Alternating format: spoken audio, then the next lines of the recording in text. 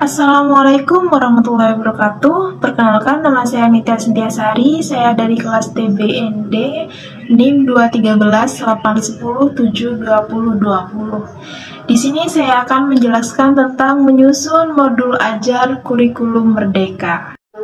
Sebelum kita ke cara menyusun kurikulum merdeka, alangkah baiknya kita mengetahui dulu nih, apa sih modul ajar? Pada dasarnya, modul ajar merupakan materi pembelajaran yang disusun secara ekstensif dan sistematis dengan mencangkup prinsip pembelajaran yang diterapkan guru kepada siswa. Nah, selanjutnya kita harus tahu nih, apa itu kurikulum merdeka? Pada dasarnya, struktur kurikulum merupakan bagian paling penting dalam kurikulum itu sendiri. Merdeka Belajar merupakan program baru dari Kemendikbud yang dirancang oleh Nadiem Makarim yang sebelumnya diterapkan oleh PT Cikal di Sekolah Cikal.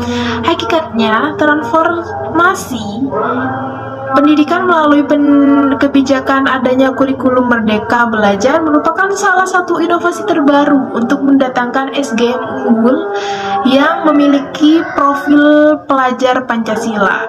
Dan kurikulum Merdeka Belajar ditujukan kepada seluruh satuan pendidikan jenjang dasar, menengah, dan atas. Nah, atas dasar perubahan terbaru ini, Menteri Pendidikan memiliki harapan besar pada pembelajaran yang tidak hanya fokus pada siswa dalam kelas, namun bereksplor di luar kelas. Hal ini akan membuat pembelajaran semakin asik, enjoy, dan tidak berpusat kepada guru. Sistem pembelajaran seperti ini akan membentuk karakter percaya diri, mandiri, cerdas, dan bersosialisasi, dan dapat berkompetisi. Barusan kita udah menyinggung tuh apa itu modul ajar dan kurikulum merdeka. Selanjutnya, mari kita bahas cara menyusun modul ajar kurikulum merdeka. Yang pertama, yaitu analisis kondisi dan kebutuhan peserta didik juga sekolah. Guru penting untuk memahami kondisi dan kebutuhan siswa berdasarkan latar belakang serta sarana dan prasarana sekolah. Makanya, pengembangan modul ajar disesuaikan dengan kemampuan dan kreativitas para guru. Yang kedua, bahwa identifikasi ditentukan oleh dimensi profil pelajar Pancasila. Yang ketiga, kemudian guru memilih dimensi profil belajar Pancasila yang paling relevan untuk dikembangkan dalam proses pembelajaran. Yang keempat, tentukan alur tujuan pembelajaran yang akan dikembangkan menjadi modul ajar yang dibuat guru. Yang kelima, lalu guru dapat memilih alur tujuan pembelajaran yang dikembangkan oleh sekolah atau mengacu pada alur tujuan pembelajaran yang sudah ada. Dan yang keenam, susun model ajar berdasarkan komponen yang tersedia. Selain komponen inti, guru dapat memilih komponen sesuai dengan kebutuhan siswa. Selanjutnya, yang ketujuh, pelaksanaan pembelajaran guru melakukan kegiatan pembelajaran sesuai dengan modul ajar yang telah disusun. Dan yang terakhir, tindak lanjut setelah guru melakukan pembelajaran, guru melakukan evaluasi efektivitas modul ajar dan tindak lanjut untuk pembelajaran berikutnya. Nah, barusan kita udah tahu nih cara menyusun modul ajar Merdeka Belajar.